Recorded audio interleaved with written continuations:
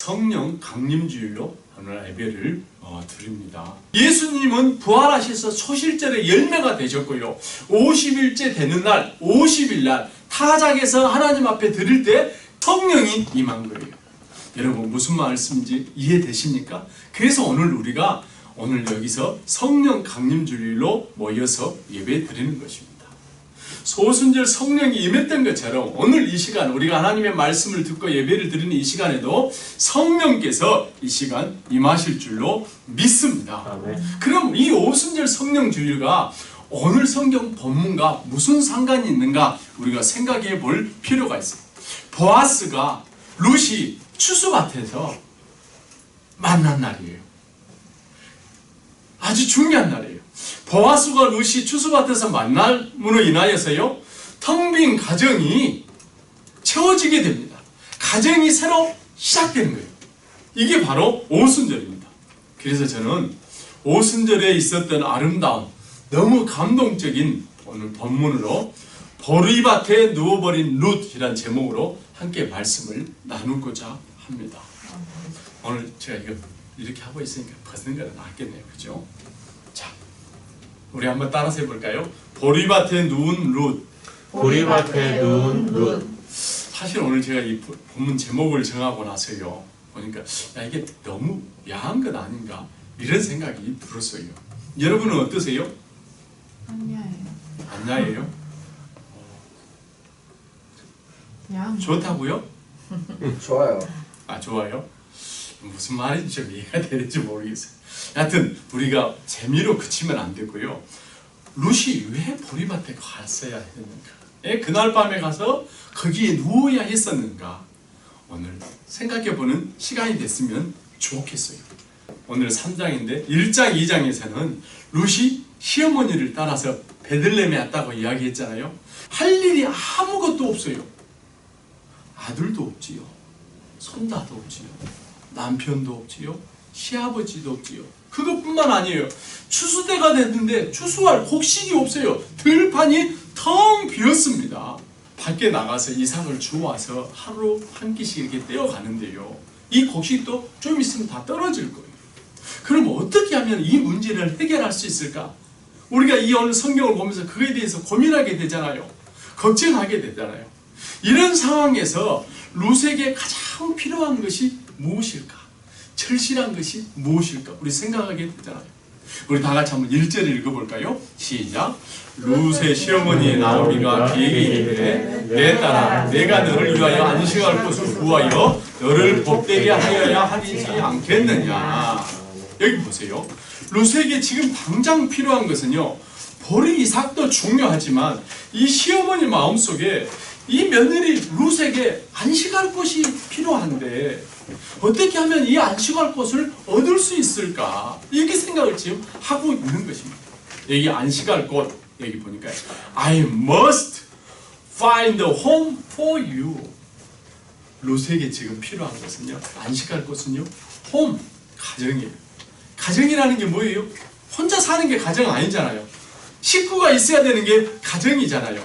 그런데 이방 여인이죠. 남편도 없는 가부죠. 가정이 텅 비었죠. 가진 것도 아무것도 없죠. 이런 상황에서요, 안식할 곳을 찾는다는 것은 쉬운 일이 아니에요. 여러분 그렇잖아요. 그런데 어떻게 해야 이 안식할 곳을 찾을 수 있을까?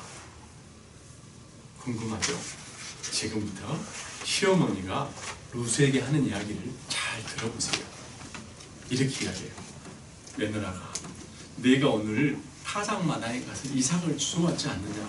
그런데 오늘 거기 가면은 오늘 이 늦은 밤에 이 타작마당의 주인이 보아스가 오늘 타작을 다 끝내고 거기에서 누워서 하인들하고 같이 잠을 자게 될 거야. 근데 오늘 내가 거기를 가라는 거예요. 밤에 보아스가 자는 곳에 가서 거기 이불을 들고 들어가서 누우라는 거예요. 거기 자라는 거예요. 희진아, 할 수 있겠어? 못하죠. 이것처럼 어려운 일이 어디 있겠어요? 아니, 어떻게 성경에 이런 이야기가 있을 수 있을까? 우리가 이런 생각을 할 수 있습니다. 누가 부모가 이런 자녀들에게 이걸 시키겠어요? 시킬 부모도 없고요. 할 자녀도 없지요. 그런데요. 아무리 좀 그렇다지만 좀 방법이 그렇지요. 예, 우리 솔직하게요. 근데 그것도 그냥 가서 누우라는 게 아니고요. 3절 4절 보니까 그런즉 너는 목욕하고 기름을 바르고 의복을 입고 타작마당에 내려가서 그 사람이 먹고 마시기를 다 하기까지는 그에게 보이지 말고 그가 누울 때에 너는 그가 어디 눕는 것을 알았다가 들어가서 그의 발치 이불을 들고 거기 누우라. 그가 내 할 일을 내게 알게 하리라. 소설책에 나올 만한 내용이에요. 그죠? 성경이 아니라 소설책이라면 좀 재미있겠어요. 그죠? 쉽게 이해하고 또 재밌게 볼 수 있을 것 같아요. 분위기가 금방 무슨 일이 일어날 것 같아요. 그죠? 젊은 여자죠. 그것도 오해받기 쉬운 과부고 아무 때나 모욕합니까? 그리고 몸에 향수를 바르고 옷을 좋게 예쁘게 입고 그것도 밤에 누가 이것을 지금 이렇게 시키고 있다고요? 시어머니가 시키고 있어요. 며느리한테. 누가 시키느냐에 따라서요. 이게 순종이 될 수가 있고요. 이게 방종이 될 수가 있어요. 나쁜 사람이 이런 걸 시키면 이건 방종하라는, 타락하라는 거잖아요. 여러분 어떻게 할까요? 룻이 어떻게 할까요? 본문 6절을 봐볼까요? 다 같이 시작. 그가 타작마당에 내려가서 시어머니의 명령대로 다 하니라. 궁금해요. 어떻게 해서 이렇게 하게 됐는지. 여러분 우리가 성경을 읽으면 딱 보면요 이런 부분에 부딪힐 때가 있어요. 여러분 이런 경우 어떻게 하십니까? 그냥 이것은 소설 이야기다처럼 우리가 받아 넘길 수 있어요. 그런 사람들이 있습니다. 아니면 이거 그냥 잠깐 별로 중요하지 않는 거야. 그냥 이렇게 생각하고 지나가는 이야기로 들을 수도 있습니다. 그렇잖아요? 아니면은 이건 내 취향이 아니야. 받아들이지 않을 수도 있습니다. 이것은 신앙의 장애가 될 수가 있어요. 그렇게 된다면 오늘 이 부분에 대해서 우리가 함께 나누고자 합니다. 저는 이 장면을 보면요 창세기 38장에 나오는 다말이 생각나요. 이 여인에게 들어오는 남자는요 죽는 거예요. 이상하게요. 그래서 남편이 죽어요. 아들을 잃은 유다 아버지의 마음은 어떻겠어요? 그 당시 때 이런 법이 있었어요. 형이 죽으면요 또 남동생이 형수하고 들어가서 이렇게 같이 잠을 자야 돼요. 씨를 줘가지고 아들을 낳도록 해주는 게 그 당시 법이에요. 그래서 동생이 또 들어갔어요. 그랬는데 또 이 동생도 죽는 거예요. 아 이거 어떻게 하면 좋아요? 며느리 하나 잘못 들었다가 아들 둘이 죽었어요. 또 세 번째 아들을 이제 들어가야 되는데 아버지 마음에서 주고 싶지 않은 거예요. 저 같아도 그러겠어요. 그래서 핑계를 만들어요. 아가 며느라 우리 셋째 아들은 너무 어리다. 그러니까 이 아들이 자랄 때까지 너는 좀 친정에 가 있어라. 집에 가 있어라. 이렇게 보냅니다. 집에 가서 수전 안 하고 그래요. 그런데요. 언제나 나를 불러줄까 이렇게 기다리고 있을 거 아니에요. 그렇잖아요. 그런데 친정에 가서 기다리고 있는데 어느 날 자기 시아버지가 자기 동네에 온다는 소식이 들려왔어요. 뭐 하러 왔느냐? 양털 깎으러 온다는 거예요. 추수하는 거예요. 양이 털이 자라서 이걸 자라가지고 이불도 만들고요. 옷도 만들고요. 뭐 집도 만드는 데 쓰고요. 이것을 팔아가지고 곡식도 또 사와서 먹고요. 즐거운 일이죠. 추수하는 일이니까 양털 깎는 거. 어느 날 이 시아버지가 온다는 말을 들었어요. 그리고 이 해질 무렵에 아주 이 아버지가 기분이 좋았을 거예요. 추수했으니까. 근데 이 며느리 다말이 이 시간을 놓치지 않고요. 창녀처럼 옷을 완전히 창녀처럼 입고요. 길가에 이렇게 앉아 있어요. 이 시아버지를 어떻게 말하면 유혹하는 거죠. 그래가지고 시아버지하고 하룻밤을 자게 되고요. 거기서 얘가 나오게 돼요. 여러분 이런 모습들을 보면요. 성경에 이런 것들이 왜 나와야 되는가 참 의아해요. 감추고 싶어요. 사실 있었다 할지라도요. 숨기고 싶어요. 여기서 끝나면 그러면 좋을 텐데 이 이야기를요. 신약 성경에서 또 이야기합니다. 신약 성경 막 시작하는 마태복음 첫 장에서요. 이 다말과 룻을 또 빼놓지 않고 등장시킵니다. 여러분 어떻게 이해하실래요? 이 여인들을 소개함으로 말미암아서 예수님이 이 사람들의 혈통이라는 거예요. 이 땅에 하나님의 나라를 세우고 이것이 하나님의 계획인데 거기에 다말과 룻이 등장한다는 거예요. 분명히 내가 볼 때는 좋은 일은 아니에요. 잘못된 것이 분명해요. 윤리적으로 잘못한 것이 분명합니다. 그런데 이상하게 우리의 부족하고 나약함을 통해서 하나님의 사랑이 더 돋보이고요. 하나님의 거룩함으로 우리를 덮어버리게 된다는 거예요. 야, 우리는 이게 성경책에 나와도 되나 이런 생각, 이런 정서인데요. 성경은 그런 얘기로 가득 차 있다는 거예요. 모세가 이스라엘 백성들을 이끌고 가나안으로 가는데 광야 생활을 하게 되잖아요. 그 광야에서 구수 여인을 취해요. 잘한 거예요? 잘못한 거예요? 그래요. 잘못한 거죠. 그래서 이 모세 누나가 야단쳐요. 내 생각에 이랬을 거예요. 이 사람 동생 그래서 되겠는가? 지금 자네 이치가 어떤 이치인데 지금 이럴 때가 아니잖아. 이렇게 야단 맞아요. 그러니까요. 그런데 이해하는 것은요. 잘못은 모세가 있는데요. 벌은요. 누나가 받아요. 문둥병에 걸려가지고 격리시켜놔요. 세퍼레이트 시켜요. 이해가 안 됐잖아요. 우리가 잘 아는 다윗 왕이 있잖아요. 다윗 왕은 어때요? 사울 왕에게 쫓겨 도망다니잖아요. 도망다니면서 나비가일이라는 아내를 또 취해요. 어떻게 우리가 이해합니까? 도저히 우리 윤리의식, 우리 맞지 않아. 이해가 안 됩니다. 그럼 여러분 한번 물어봅시다. 우리 문화와 맞지 않으면 다른 문화와는 맞을 수 있을까요? 아니, 우리 윤리의식에 맞는다면 그럼 성경이 맞고 우리 생각에 우리 관념에 맞지 않는다고 하면 성경이 맞지 않는 것일까요? 여러분 어떻게 성경을 보십니까? 이런 부분을 오늘 본문을 어떻게 이해하시겠어요? 제가 여러분들에게 이해하겠습니다. 룻기라는 책과 사사기라는 책은요 똑같은 시대적 배경이에요. 똑같은 문화, 똑같은 장소, 똑같은 역사에서 일어난 일이라고 했어요. 자, 사사기는 어떻게 시작되는가? 1절 보니까 여호수아가 죽은 후에 그런 상황 가운데서 이스라엘 자손이 싸우려고 올라가야 합니다. 근데 여호와께서 유다에게 먼저 올라가라 그래요. 유다가 올라가니까 옆에 있던 다른 형제들도 나도 올라가서 같이 힘을 보태겠다고. 어렵다 보니까 마음을 의기투합해서 잘 되어가는 것 같아요. 예루살렘도 차지하고요, 산간 지역도 차지하고요, 저쪽 서쪽 이 평야지대도 차지하고요. 그래서 그 중에 온니엘이나 두보라나 또 기드온이나 입다나 삼손 이런 용감한 지도자들 사사들이 등장합니다. 걸출하게 나와요. 그런데요, 이 사사기가 끝나는 마지막 5장을 보면요, 처음은 이렇게 좋게 시작했는데 마지막 5장을 보면요 형편없이 끝나버려요.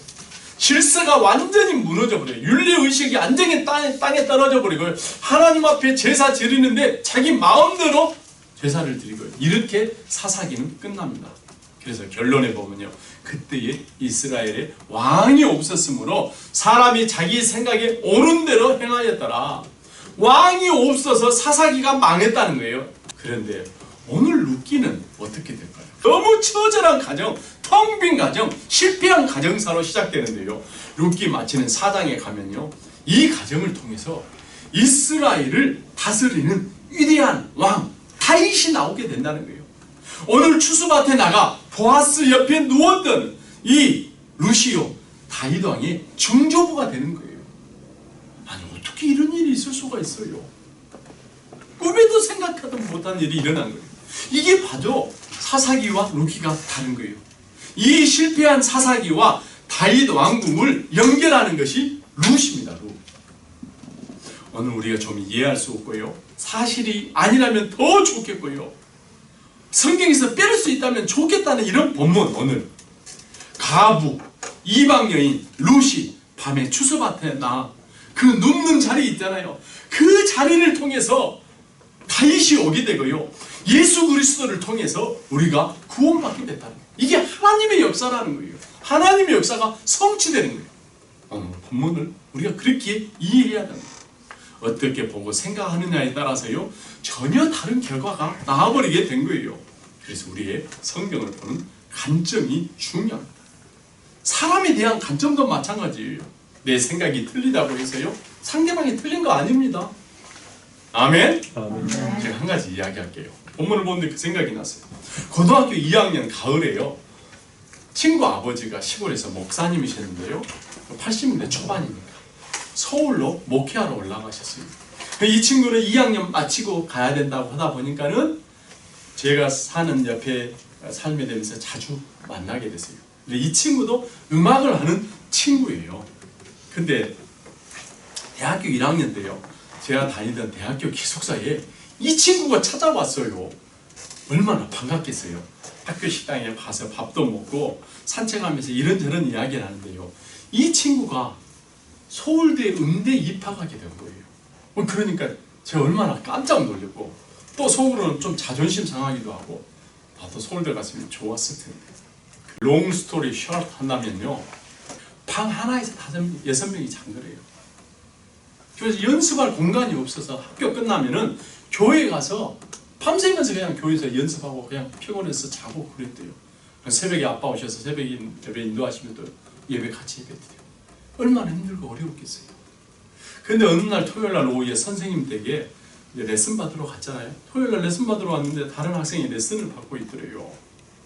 근데 이렇게 이야기를 하다 보니까는 그 레슨 받는데 이 친구가 서울대 가려고 준비하고 있대요. 근데 보니까는 자기보다 노래를 더 못하더래요. 그래서 친구가 무슨 생각이 있겠어요? 나도 서울대 가야겠다. 목표를 바꾼 거예요. 그날 그 시간으로 나도 서울대, 저 친구가 서울대 간다는데 나도 갈 수 있지. 그래서 이 친구가 서울대 들어가가지고 대학교 1학년 때 시골에 내려와서 우리 대학교에서 만난 거예요. 여러분, 대학 들어가는데도 생각의 차이, 관점의 차이가 이렇게 엄청난 결과를 가져오는데 우리가 성경을 보고 있는데 성경을 보는 관점에 따라서요 얼마나 결과가 다르게 나타나겠어요. 성경을 단순한 문학책으로 보느냐 역사책으로 보냐 그건 그냥 지나가는 이야기야 이렇게 보는 것과 여기에 더해서도 안 되고 여기에 빼서도 안 되는 더할 필요도 없고 뺄 필요도 없는 완전한 하나님이 우리를 구원하는데 부족함이 없는 책으로 본다면요 이건 전혀 우리가 하나님의 말씀을 들을 때도 다른 결과를 가져오게 될 거예요. 우리 포스트 코로나 시대 새로운 장소로 옮겨서 예배 드리면서요 우리 수요 예배도 시작되고요 금요 예배도 멈췄던 기도회도 시작됩니다. 무엇보다도 우리가 성경을 보면서 배우면서요 성경에 대한 관점이 좀 바뀌었으면 좋겠어요. 우리가 운전하면 나도 모르는 사이에 어떻게 운전해야 된다는 법이 딱 머릿속에 들어오는 것처럼 하나님의 말씀을 들을 때뿐만 아니라 세상에 나가서 사는 동안에 이 말씀이 우리 마음속에 생각 속에 딱 들어와서 말씀대로 살아갔으면 좋겠습니다. 우리 지금까지도 모두 열심히 잘했어요. 그렇지만 이대로 가면 안 되겠다. 나는 못하더라도 하나님의 말씀이 된다고 하면 된다. 이런 마음으로 하나가 되는 교회가 되기를 축원합니다. 우리가 매일 아침마다 큐티하는 이유가 뭐예요? 우리 나약함을 인정하는 거 아닙니까? 말씀 묵상하지 않아도 난 별 차이가 없어 괜찮아 한다면요 말씀의 능력을 아직 그 사람은 경험하지 못한 거예요. 자신의 나약함을 아직 깨닫지 못한 거예요. 한 교회를 같이 섬기는 성도 간에도 마찬가지예요. 서로 용납하고 받아들이는 거 받아들이지 못하는 거예요. 관점의 차이입니다. 혹시 우리 관점 바꾸면 돼요. 잘할 수 있습니다. 제자들을요 두려움에 잡혀서 숨어 있었습니다. 근데 오순절날 성령 받고 나서요 관점이 바뀌게 되잖아요. 내부로 향하던 관점이 예부로 바뀌면서 회개하고 잘못을 서로 고백하지 않습니까? 오늘 오순절 성령 강림 주의를 지키면서 성경에 대한 성도에 대한 서로의 관점이 바뀌고 회복되는 교회가 되기를 축원합니다. 아멘. 두 번째는요. 그럼 시어머니 나오미가요 룻에게 말했던 안식을 곧 어떻게 찾게 되는지를 좀 봅시다. 1절에 보면 내가 너를 위하여 안식할 곳을 찾아 너를 복되게 하지 않겠느냐. 이 안식할 곳이라는 것은요 절실하고 필요한 것인데요 7절에서 이루어집니다. 우리 한번 7절 읽어볼까요? 시작. 보아스가 먹고 마시고 마음이 즐거워 가서 곡식단 더미의 끝에 눕는지라 룻이 가만히 가서 그의 발치 이불을 들고 거기 누웠더라. 아멘. 이제 기회가 되면 우리 교회에서요 이거 좀 뮤지컬로 만들어가지고 했으면 좋겠어요. 아멘. 아멘. 예. 당시 가나안 땅에요 이 추수할 무렵이 되면은 한 5월달쯤 이때쯤 되는 거예요. 건기가 시작이 돼요. 그래서 이제 추수가 되는 거죠. 그때요 이 지중해에서 습하고 차가운 바람이 오후쯤 되면은 이 땅이 더워졌잖아요. 이 더워진 곳으로 바람이 이렇게 불어옵니다. 이걸 지중해 바람이라고 그래요. 지중해 바람이요. 그때 이 바람을 이용해서 낮에 추수했던 이 곡식을 타작한대요. 알곡과 쭈꺼기를 이 바람을 통해서 나누는 거예요. 그래서 이때가 되면요 이 낮에 했던 추수단과 곡식을 지키기 위해서 거기 그냥 추수밭에서 누워서 자는 거예요. 밤을 지키기 위해서. 풍습이 있어요. 낮에 정신없이 바쁘게 일한 사람들, 일꾼들, 하인들 얼마나 피곤하겠어요? 거의 피곤해서 누워서 잠들 거예요. 누구보다도 이 풍성한 곡식을 추수하고 이 주위로 일꾼들과 같이 누워서 자는 이 밭의 주인 보아스가 제일 마음이 기뻤을 것입니다.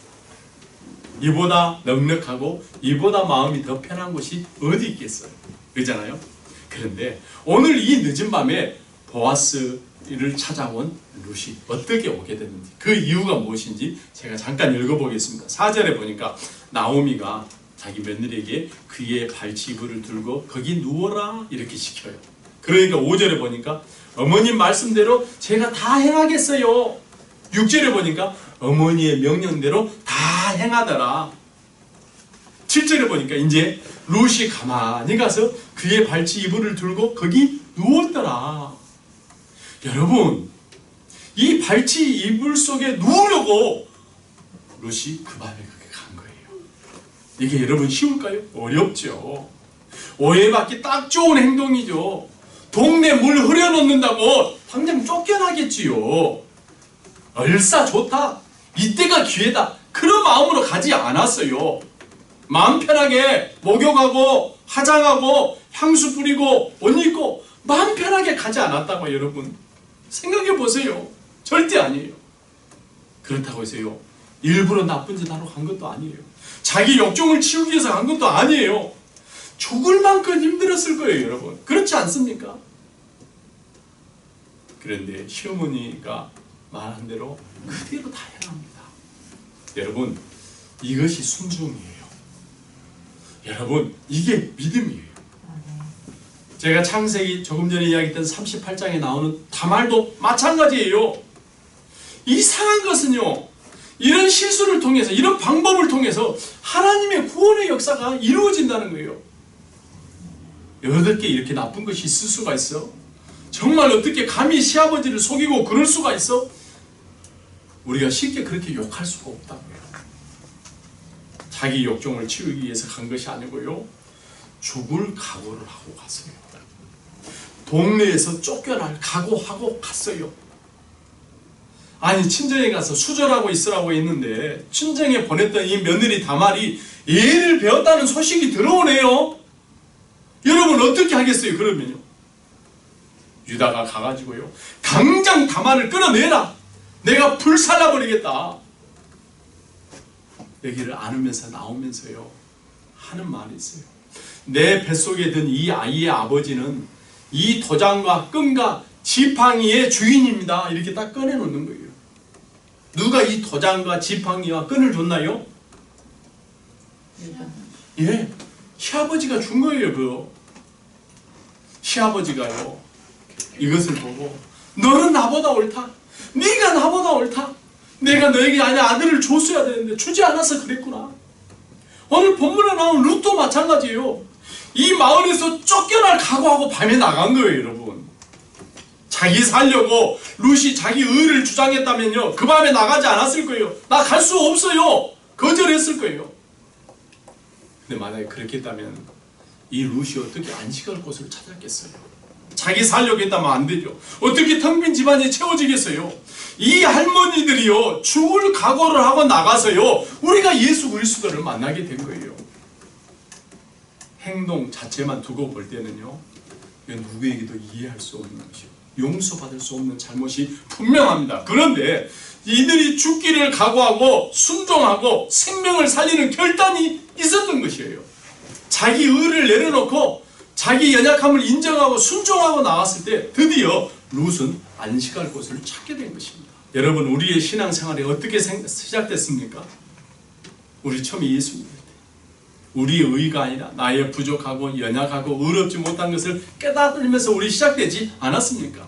근데 참 이상해요. 내 의를 버리면 버릴수록, 내가 죄인임을 고백하면 고백할수록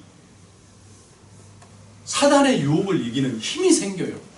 약하다고 고백하는데 강해져요. 집 안에서도 마찬가지예요. 서로 용서할 수 있게 되고요, 서로 있는 그대로를 받아주게 됩니다. 그래서 열받을 일이 줄어들고요, 마음의 평강이 찾아오게 되고요. 예수님이 십자가 지시기 전날 밤에 제자들의 발을 씻어줍니다. 베드로 씻을 때가 됐어요. 주여, 주께서 어떻게 내 발을 씻을 수 있습니까? 안 돼요. 저는 절대 안 됩니다. 예수님께서 내가 너를 씻지 않으면 너는 나와 아무 상관이 없다 이야기해요.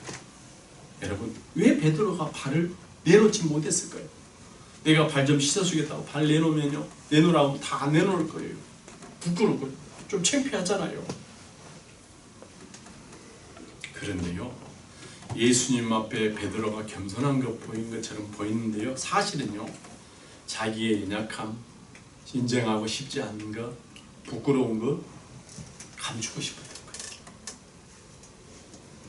그래서 예수님이 나와 상관이 없다 하니까 그때 발뿐만 아니라 내 온몸도 다 씻어달라고 하지 않습니까? 여러분, 제자는요, 성도는요, 예수님 앞에서요, 성도 간에요, 서로 연약함을 고백하는 거예요.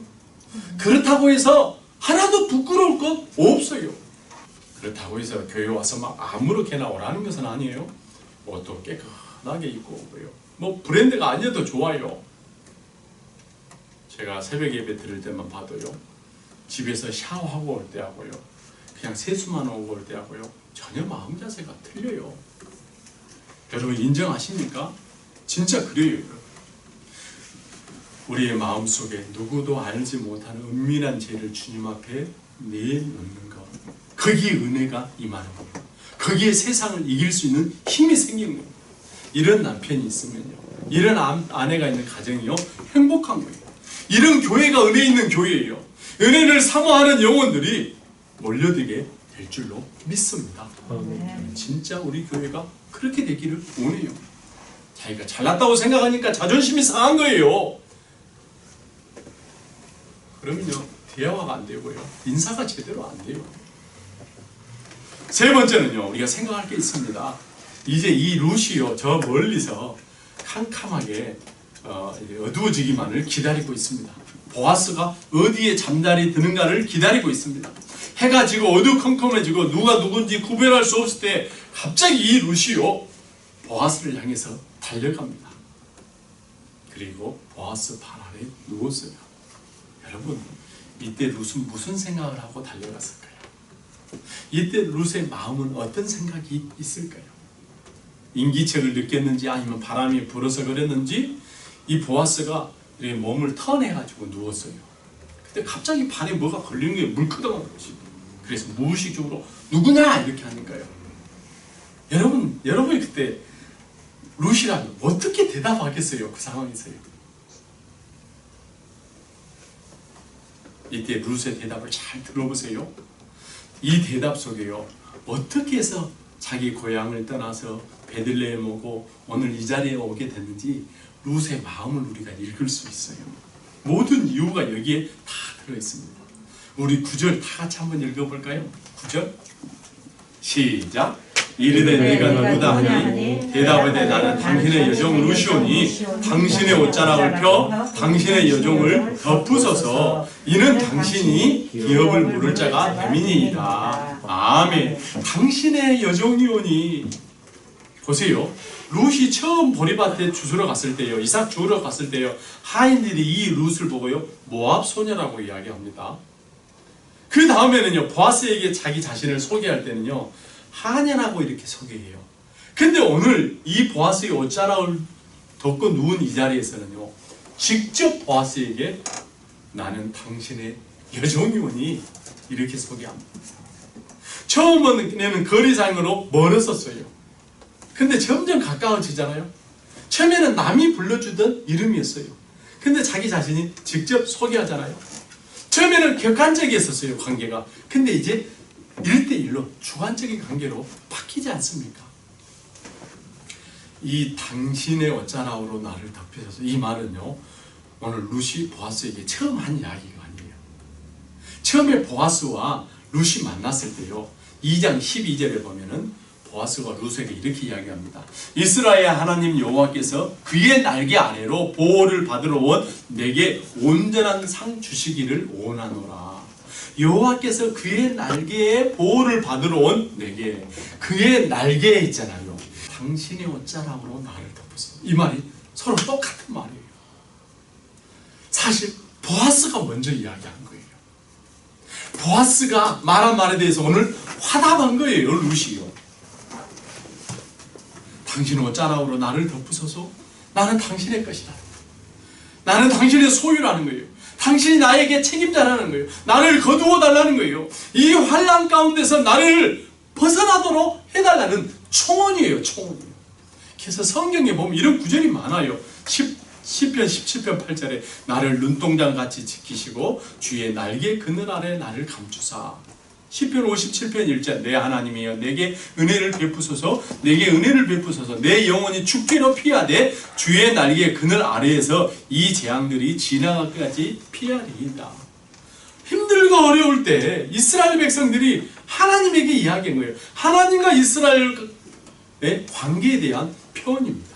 주 날개미 즐거워라 그 사랑끈을 자니뇨. 주 날개미 내 쉬는 영혼 영원히 거기서 살리. 사랑하는 성도 여러분, 시어머니가 시켜서 여기까지 왔지만 룻은 보아스의 은혜를 간구하며 이 자리에 온 것입니다. 그리고 보아스의 발치 아래 누워버린 거예요. 이 발치 아래 누워버린데 확실한 근거를 가지고 왔어요, 룻이요. 우리 다 같이 한번 따라서 해봅시다. 당신이 나의 기업 물을 자입니다. 당신이 나의 기업을 물을 자입니다. 아멘. Since you are a guardian redeemer of our family. 무슨 말인지 이해되시죠? 기업 물을 자. 한마디로 내가 당하고 있는 모든 경제적이고 심리적이고 어려운 고난 문제를 해결해 줄 책임이 있는 사람이 당신이라는 거예요. guardian redeemer.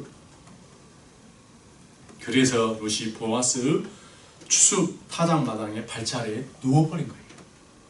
사랑하는 성도 여러분, 오늘은 오순절 성령 강림 주일입니다. 성령의 역사는요, 이미 오늘 보아스 품에 누워버린 여기서부터 시작됐습니다.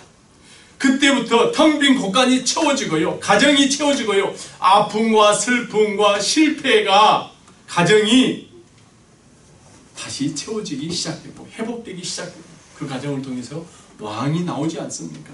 왕이 없어 망한 나라, 진정한 이스라엘의 왕 예수 그리스도의 죽음과 부활을 통해서 약속한 성령이 급하고 강한 바람처럼 임했던 것처럼, 그 자리에서 교회가 시작되었던 것처럼 그곳에서 제자들이 나가서 담대하게 성령 받고 복음을 전하게 되었습니다. 오늘 여기 모인 저와 여러분, 이 자리가 룻이 보리밭에 누워버린 보아스의 품인 줄로 믿습니다.